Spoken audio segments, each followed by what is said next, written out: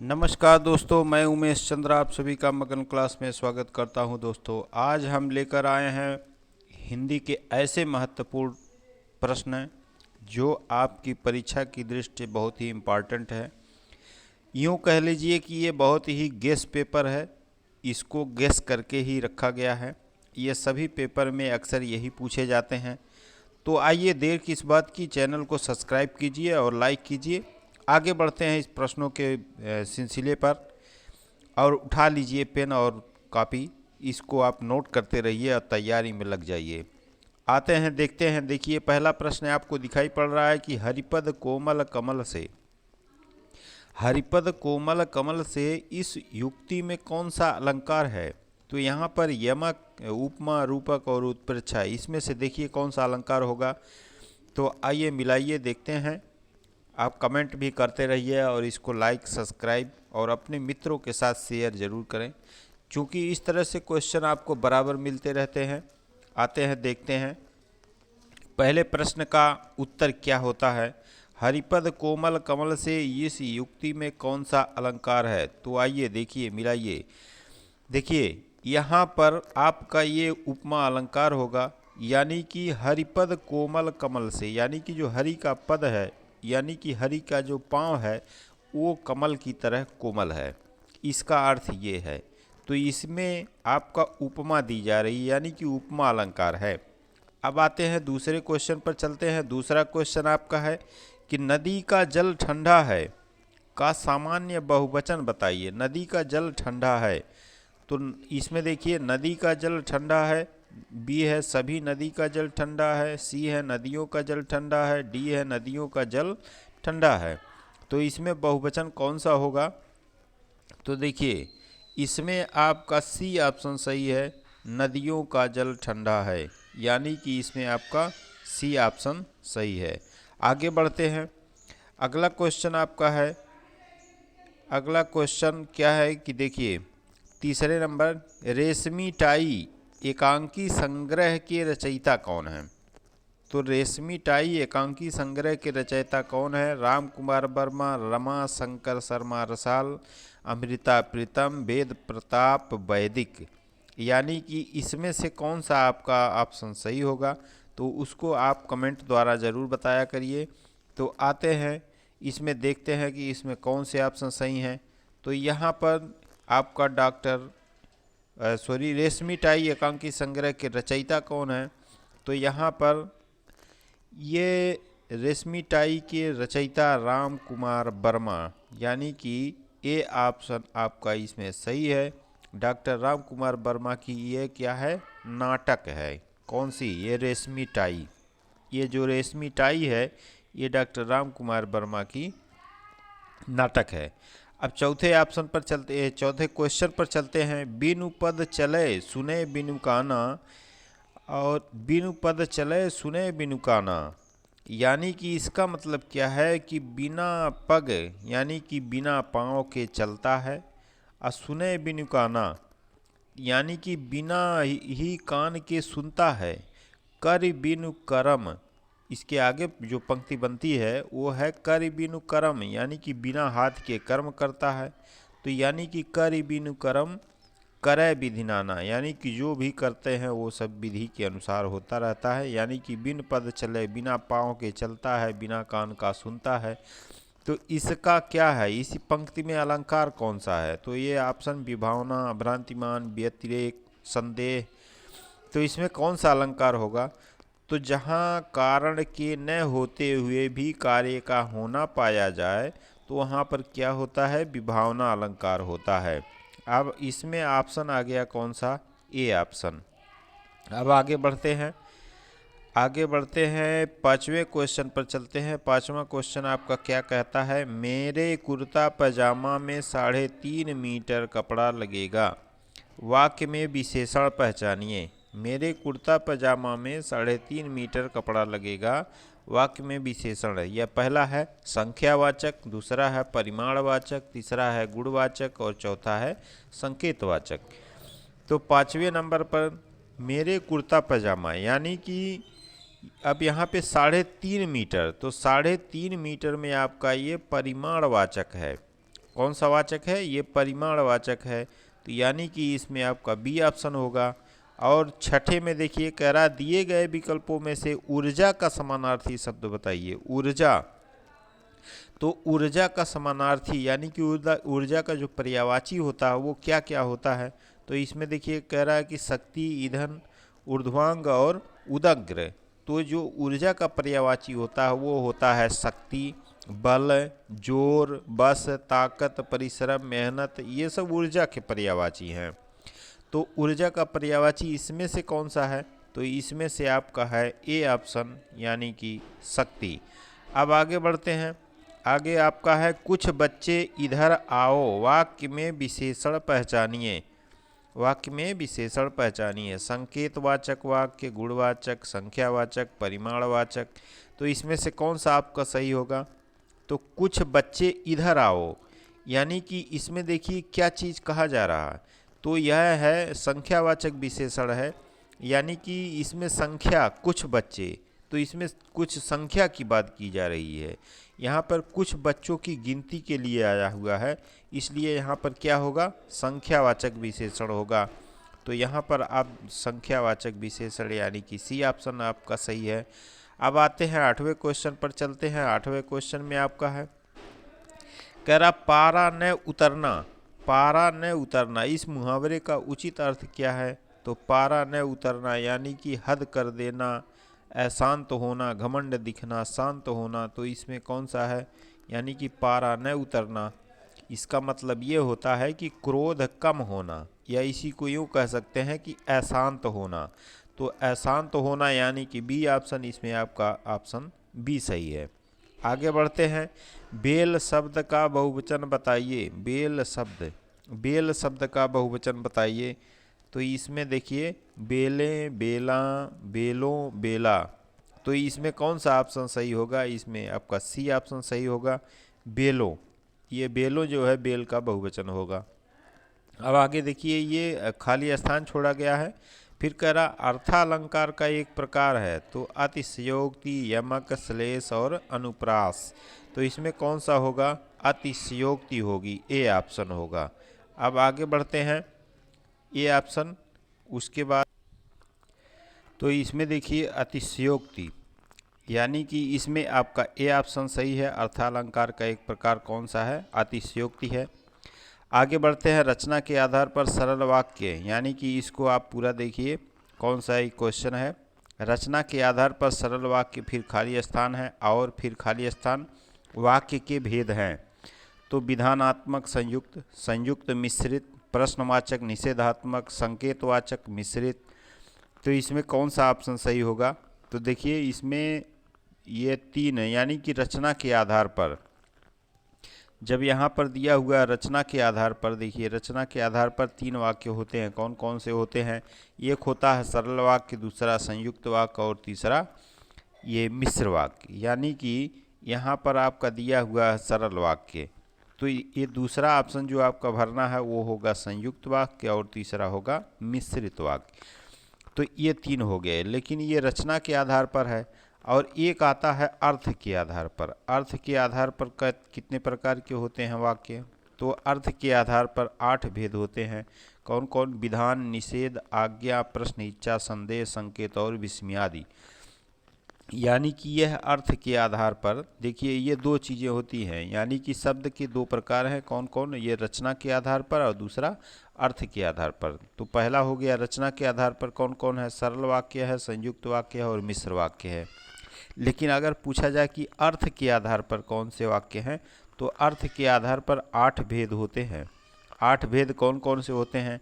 विधानवाचक वाक्य होता है, दूसरा होता है निषेधवाचक वाक्य, तीसरा होता है आज्ञावाचक वाक्य, चौथा होता है प्रश्नवाचक वाक्य, और 5वां होता है इच्छावाचक वाक्य, और 7वां होता है संदेहवाचक वाक्य, 8वां होता है संकेतवाचक वाक्य, और एक शायद बीच में कोई छूट गया है, ये विस्मयादिवाचक वाक्य। यानी कि 8 इसके भेद होते हैं। अब आते हैं अगले क्वेश्चन पर चलते हैं। अगला क्वेश्चन आपका है वरिष्ठ साहित्यकार काशीनाथ सिंह को उनकी कृति रेहन पर रघु के लिए किस सम्मान से सम्मानित किया गया? कथा सम्मान साहित्य अकादमी, राजभाषा सम्मान शरद जोशी। तो इसमें से कौन सा ऑप्शन सही होगा? तो देखिए, इसमें से कथा सम्मान साहित्य अकादमी, राजभाषा सम्मान शरद जोशी, इसमें कौन सा ऑप्शन सही है?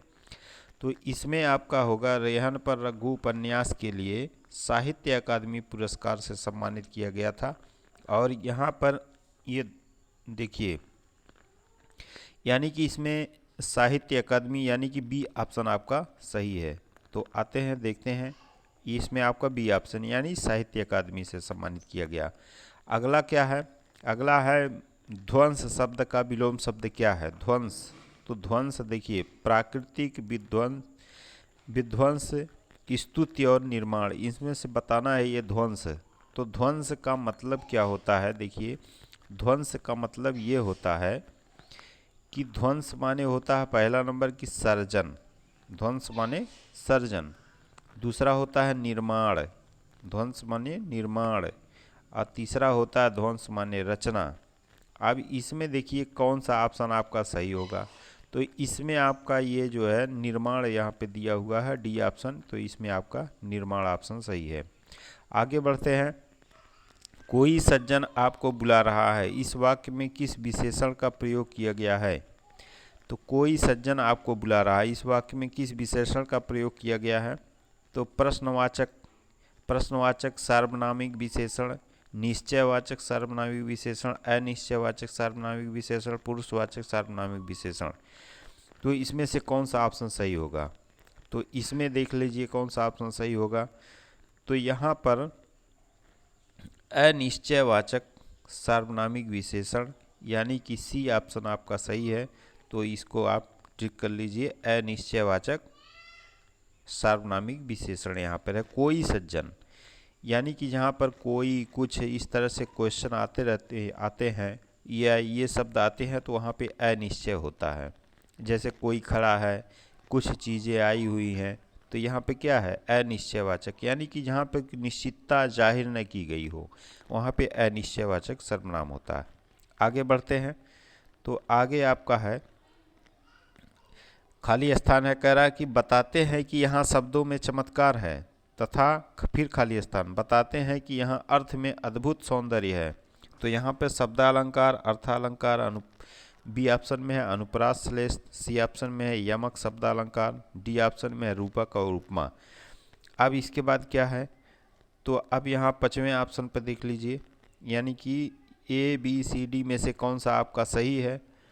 तो यहाँ पर आपका शब्दालंकार, और पहले वाले में भरेंगे शब्दालंकार। यहाँ पर क्यों? कह रहा है कि शब्दालंकार बताते हैं कि यहाँ शब्दों में चमत्कार होता है। फिर उसके बाद तथा अर्थालंकार बताते हैं कि यहाँ अर्थ में अद्भुत सौंदर्य होता है। तो शब्दालंकार और अर्थालंकार, यानी कि ए ऑप्शन सही है। इसके आगे देख लीजिए, हिंदी वर्णमाला में स्वरों की संख्या कितनी है? तो हिंदी वर्णमाला में स्वरों की संख्या, रिक्त स्थान की पूर्ति करें। हिंदी वर्णमाला में स्वरों की संख्या कितनी है? तो हिंदी वर्णमाला में देख लीजिए स्वरों की संख्या 11 होती है। अब 11 ये स्वर हो गए, और व्यंजन कितने होते हैं? टोटल आपका 52 वर्णमाला में टोटल 52 वर्ण होते हैं, जहाँ पर 11 आपका स्वर हो गया। 11 आपका क्या हो गया? स्वर हो गया। इसके अलावा 41 व्यंजन हो जाते हैं, 41 व्यंजन हो जाते हैं। अब यहीं पे यदि ये पूछ लिया जाए कि लेखन के आधार पर, तो लेखन के आधार पर 26 वर्ण होते हैं। इसमें 11 स्वर हो जाता है, 41 व्यंजन होता है, और 4 संयुक्त व्यंजन जोड़ लिए जाते हैं। यानी कि अगर कह दिया जाए हिंदी में उच्चारण के आधार पर 52 होते हैं, लेकिन लेखन के आधार पर 56 हो जाते हैं। अब ये अगला क्वेश्चन आपका है 7वां, यानी कि टिड्डी शब्द का बहुवचन क्या है? तो टिड्डी शब्द का बहुवचन क्या है? टिड्डी गण, टिड्डी जन, टिड्डी दल, टिड्डी वर्ग। तो इसमें से कौन सा होगा? यानी कि टिड्डी दल होगा, सी ऑप्शन, टिड्डी दल। फिर आगे बढ़ते हैं। अगला क्वेश्चन क्या है? समानार्थी शब्द के आधार पर यमुना शब्द के लिए उचित समूह को चुनिए। उचित समूह, तो उचित समूह को चुनने का क्या है? देखिए, उचित समूह को चुनिए। तो यहाँ पर है यमुना, कालगंगा, भानुजा, यमुना समानार्थी शब्द के आधार पर यमुना। तो यमुना का पर्यायवाची कौन कौन सा है? यमुना, कालगंगा, भानुजा, रवितनया, कृष्णा, कालिंदी, सूर्यजा, सूर्यतनया, सूर्यपुत्री, सूर्यसुता, इस तरह से इसके यमुना के पर्यायवाची होते हैं। तो यहाँ पे देखिए इस ऑप्शन में कौन सा ऑप्शन आपका सही होगा? तो इसमें आपका ये कालिंदी, कृष्णा, सूर्यसुता ये सभी यमुना के ही पर्यायवाची हैं, यानी कि ये समानार्थी यहाँ पे कालिंदी यमुना का है, कृष्णा यमुना का है, सूर्यसुता यमुना का ही है। आगे बढ़ते हैं, अगला क्वेश्चन क्या है? अगला क्वेश्चन आपका है दो या दो से अधिक अत्यंत समीपस्थ वर्णों के मेल से जो परिवर्तन होता है वह क्या कहलाता है? संधि, विच्छेद, व्यंजन, संधि, स्वर क्या कहलाता है? तो इसमें देख लीजिए क्या कहलाता है। तो इसमें यह कहलाता है संधि, यानी कि सी ऑप्शन कहलाता है। अब खाली स्थान है, यह पंक्ति अनुप्रास अलंकार का उदाहरण है। तो देखिए, फूल सी बच्ची, तरनी तनुजा तट तमाल तरुअर बहुछाए, चरण कमल बंदव हरिराई, नवजीवन दो घनश्याम हमें। यानी कि अगर यहाँ पर हम आपको विच्छेद करके बताएं तो थोड़ा समय ज़्यादा लगेगा, क्योंकि देखिए यहाँ पर कह रहा है कि यह पंक्ति अनुप्रास अलंकार का उदाहरण। तो अनुप्रास में क्या होता है कि जहाँ पर एक ही वर्ण की आवृत्ति बार बार हो, तो यहाँ पर देखिए एक ही वर्ण की आवृत्ति बी ऑप्शन में है। देखिए कह रहा तय तय तय तय, हर जगह तय तय तय, यानी कि ये तरनी तनुजा तट तमाल तरुअर, यानी कि ये अनुप्रास अलंकार का उदाहरण है।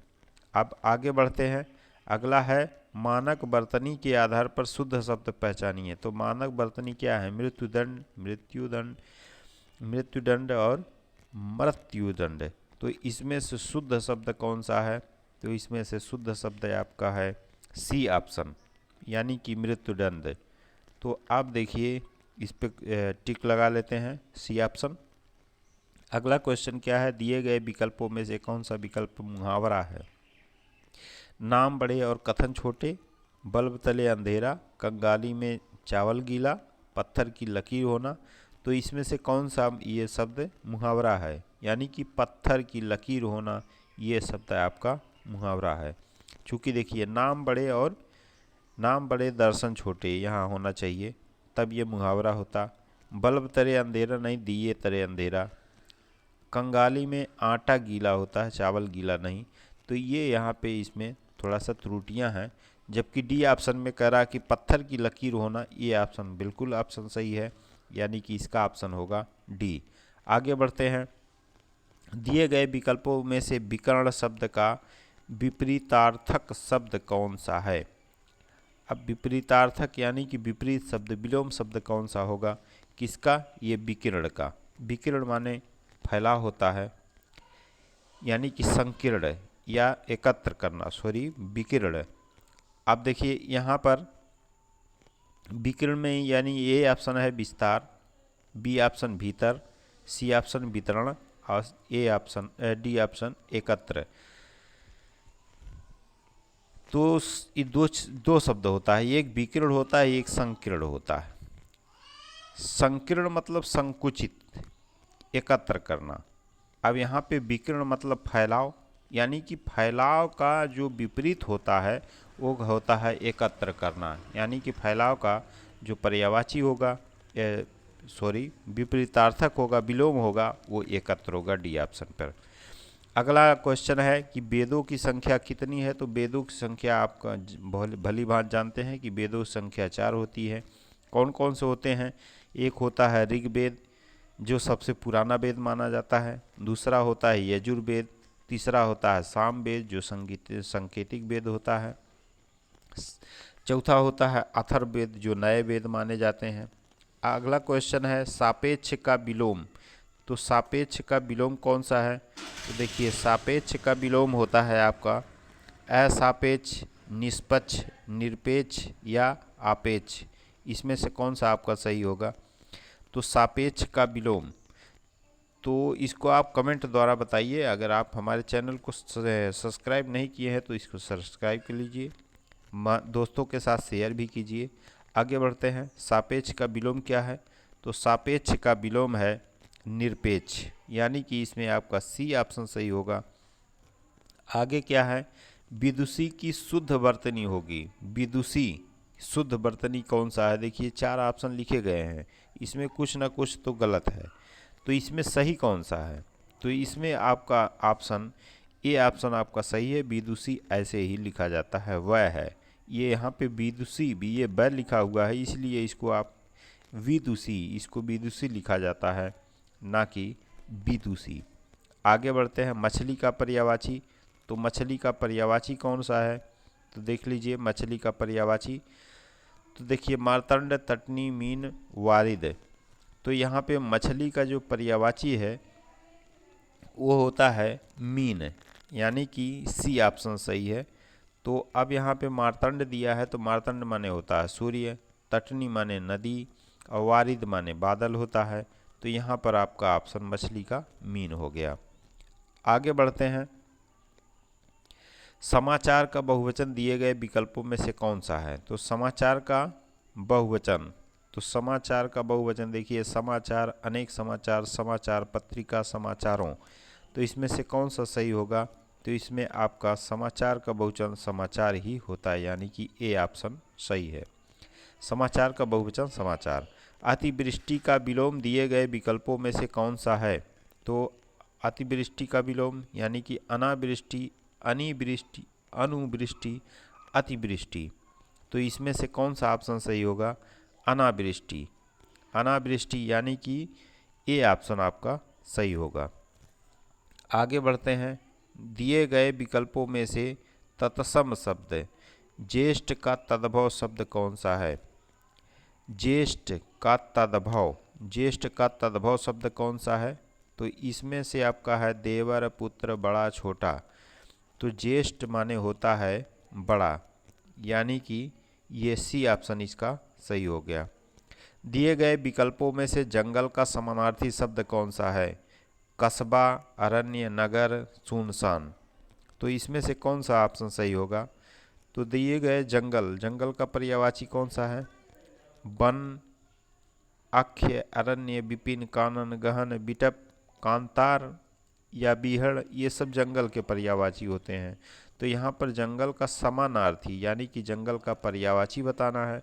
तो जंगल का पर्यायवाची कौन सा है? अरण्य है, यानी कि बी ऑप्शन इसका सही है। अब इसमें आगे देखिए, आगे आपका है आए थे हरिभजन को ओटन लगे कपास। आए थे हरिभजन को ओटन लगे कपास, यानी लोकोक्ति का अर्थ क्या है? तो इसको और थोड़ा सा बड़ा कर लेते हैं ताकि आपको देखने में दिक्कत ना हो। तो देखिए, आए थे हरिभजन को ओटन लगे कपास, लोकोक्ति का अर्थ क्या है? तो यहाँ पर कपास धुनना, हरि के भजन में मस्त होना, उच्च लक्ष्य लेकर चलना और निम्न कार्य करना, उच्च लक्ष्य पर चलना। तो ये चारों ऑप्शन में से आपका कौन सा ऑप्शन सही होगा? तो यहाँ से आपका सी ऑप्शन सही होगा कि आए थे हरिभजन को ओटन लगे कपास, यानी कि उच्च लक्ष्य लेकर चलना और निम्न कार्य करना। अगला क्वेश्चन क्या है? चारु चंद्र की चंचल किरणें खेल रही हैं जल थल में। अब यहाँ पर करा दोहे में च और लय की आवृत्ति हुई है, ये कौन सा अलंकार दर्शाता है? तो जहाँ और च और लय की आवृत्ति हो वहाँ पर आप अभी अभी पढ़े हैं कि वहाँ पर अनुप्रास अलंकार होता है। यहाँ पर अनुप्रास यानी च और लय की बार बार आवृत्ति अगर होती है तो यहाँ पर अनुप्रास अलंकार माना जाता है। आगे बढ़ते हैं कि वसुधा शब्द का अर्थ बताइए। वसुधा, वसुधा माने होता है पृथ्वी यानी कि धरती। तो वसुधा शब्द का अर्थ बताइए। तो वसुधा माने पृथ्वी। तो यहाँ पर देखिए, यहाँ पर पृथ्वी यानी कि बी ऑप्शन इसका सही है। अब यहाँ पर चंद्रमा तो आप जानते ही हैं।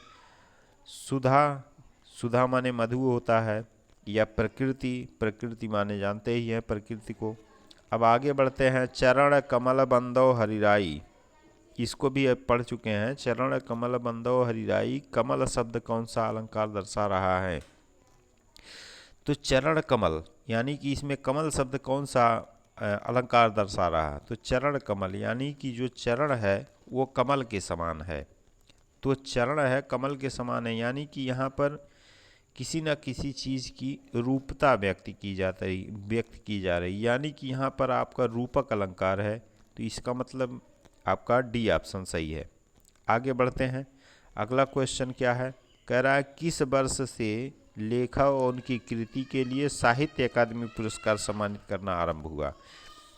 तो किस वर्ष से, तो देखिए ये जो वर्ष है आपका 1955 से यह साहित्य अकादमी पुरस्कार चालू हुआ था। तो यहाँ पर 1955 यानी कि ये ऑप्शन सही है। आगे बढ़ते हैं।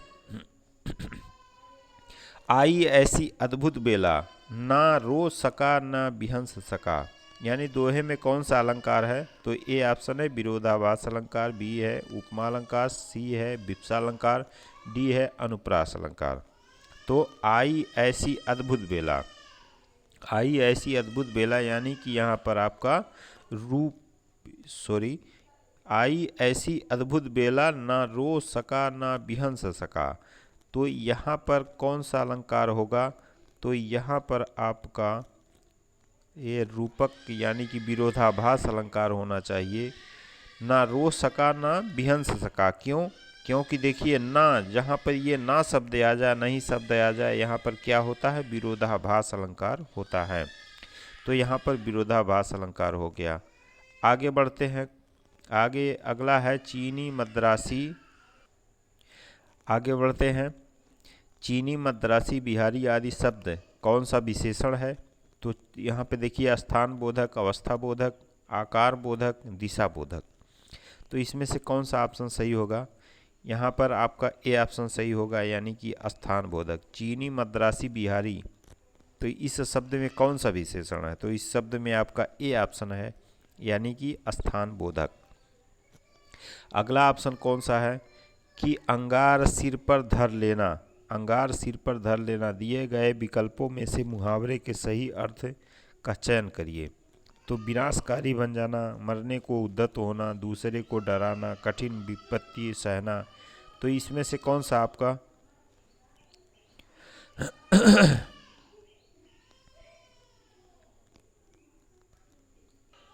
तो इसमें से आपका देख लीजिए कौन सा ऑप्शन सही है। तो यहाँ पर आपका है कठिन विपत्ति सहना, यानी कि डी ऑप्शन आपका सही है। तो यहाँ पर आप डी ऑप्शन लगा सकते हैं। आगे क्या है, आगे है आपका अनुचित विकल्प का जोड़ा कौन सा है। तो अनुचित विकल्प का जोड़ा कौन सा है, तो अनुराग विराग, उन्नति, कटु मधुर, अल्पज्ञ और बहुज्ञ। तो यहाँ पर आपका कौन सा ऑप्शन सही होगा, तो उन्नत और उन्नति, यानी कि यहाँ पर आपका बी ऑप्शन सही होगा। आगे बढ़ते हैं। अगला क्वेश्चन क्या है, अगले क्वेश्चन में चलते हैं। तो अगला क्वेश्चन आपका है गायिका शब्द का बहुवचन। इसको और बड़ा कर लेते हैं। गायिका शब्द का बहुवचन आपको स्पष्ट दिखने लगा होगा। तो आगे बढ़ते हैं। गायिका शब्द का बहुवचन कौन सा है, तो यहाँ पर गायिकाएँ, गायिकाएँ यानी कि ए, यहाँ पर गायिकाएँ यानी कि बी ऑप्शन यहाँ पर सही होगा। अब अगला क्वेश्चन क्या है, कह रहा पुजारी शब्द का स्त्रीलिंग रूप दिए गए विकल्पों में से कौन सा है। तो पुजारिन, पुजाराइन, पुजारिन, पुजारिन। तो इसमें कौन सा ऑप्शन सही है, तो इसमें आपका डी ऑप्शन सही है। आगे बढ़ते हैं। अगला क्वेश्चन आपका है संस्कृत भाषा के शब्द जिनका हिंदी भाषा में प्रयोग करने पर रूप परिवर्तन नहीं होता, वे फिर खाली स्थान शब्द कहलाते हैं। तो वहाँ पर कौन सा शब्द कहलाता है, तो यहाँ पर देखिए तद्भव, तत्सम, कठिन और सरल। तो यहाँ पर कौन सा ऑप्शन सही होगा, तत्सम। तो यहाँ पर तत्सम ऑप्शन आपका सही होगा। अब फिर इसके बाद है इनमें से कौन सा विकल्प असंगत है। तो कौन सा विकल्प असंगत है, पत्थर प्लस इला, उप प्लस हार, हरि प्लस याली, अभि प्लस यान। तो यहाँ पर आपका डी ऑप्शन सही होगा, अभि प्लस यान। यहाँ पर असंगत है, क्यों, क्योंकि यहाँ पर देख लीजिए यह अभि और यान, ये दोनों अभि, ये जो है असंगत है, और ये पत्थरीला दोनों मिल रहा, पथरीला कहते हैं, पथरीला, उपहार, हरियाली, लेकिन अभियान ये अलग अलग शब्द हो जा रहे हैं, इसलिए असंगत हो जा रहे हैं, यानी कि डी ऑप्शन इसमें सही है। इसमें थोड़ा कन्फ्यूजन भी है, यदि आपको ये सही तरीके से अब नॉलेज है तो आप इस पे कमेंट कर सकते हैं। तो जहाँ तक मेरा ख्याल है इसमें आपका डी ऑप्शन सही है, अभी प्लस यान। आगे बढ़ते हैं।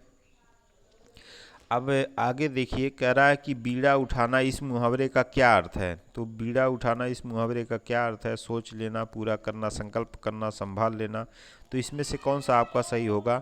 तो इसमें आपका सही होगा संकल्प करना, यानी कि सी ऑप्शन आपका सही है।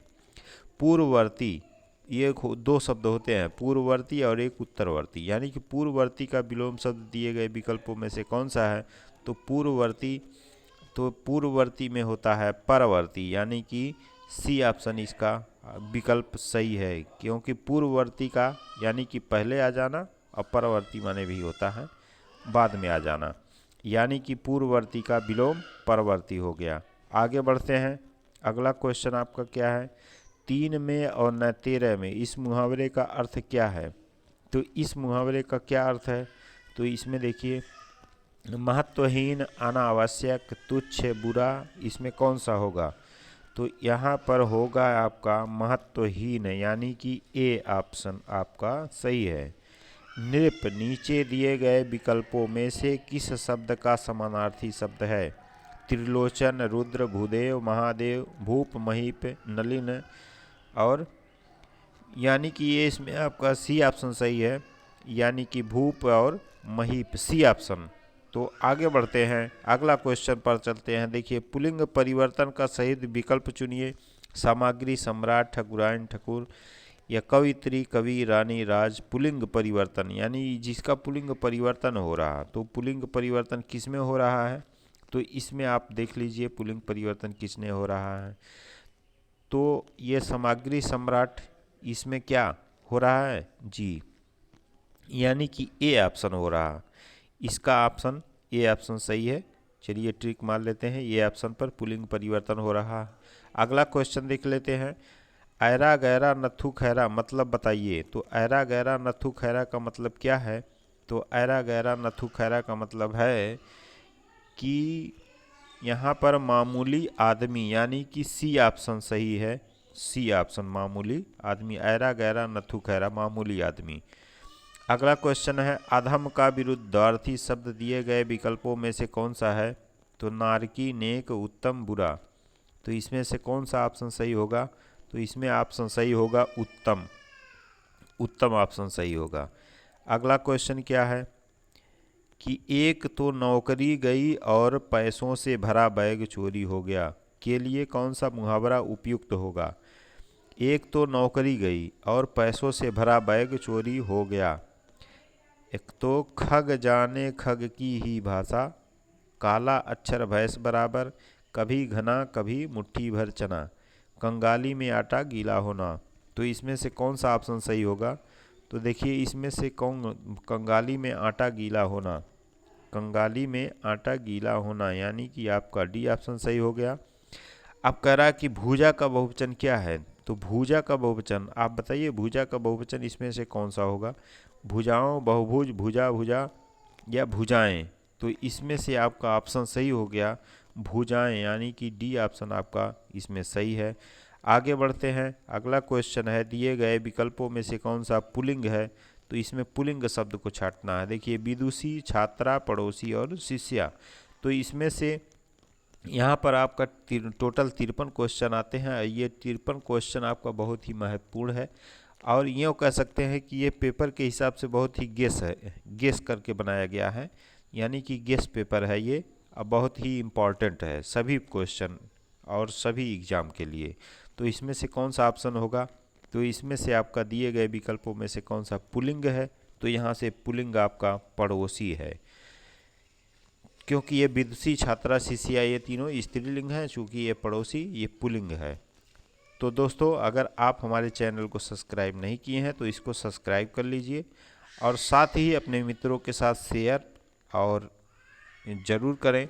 इसको जहाँ तक संभव हो इस चैनल को आगे बढ़ाएं, चूँकि यह एक गेस पेपर है, यह क्वेश्चन आपको अक्सर मिलते रहते हैं सभी एग्ज़ाम में। अगर आपको विश्वास नहीं है तो आप किसी एग्ज़ाम को दे कर के आए हैं, उसको आप मिला लीजिए इस क्वेश्चन से। अगर हमारे क्वेश्चन से आपका एक भी पेपर में क्वेश्चन नहीं बजा है तो आइंदा मेरी वीडियो को मत देखिए।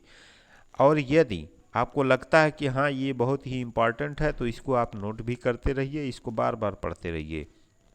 तो जय हिंद दोस्तों, नमस्कार। फिर मिलेंगे अगले वीडियो में इसी समय, इसी क्षण और इसी प्लेटफार्म पर। मगन क्लास का सपोर्ट कीजिए, सब्सक्राइब कर लीजिए ताकि आपको परमानेंट ये वीडियो मिलता रहे। जय हिंद।